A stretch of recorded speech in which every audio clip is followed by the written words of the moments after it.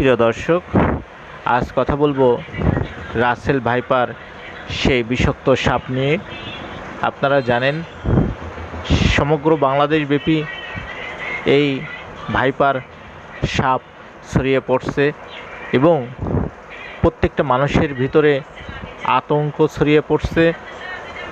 Russell viper সাপ খুব বিষাক্ত একটি সাপ, যার প্রত্যেকটা ছোবলে 200 থেকে 250 গ্রাম বিষ দিয়ে থাকে এবং এই বিষাক্ত সাপ যদি কাউকে ছোবল দেয় সর্বোচ্চ 60 থেকে 90 মিনিট তার বেঁচে থাকার সম্ভব থাকে।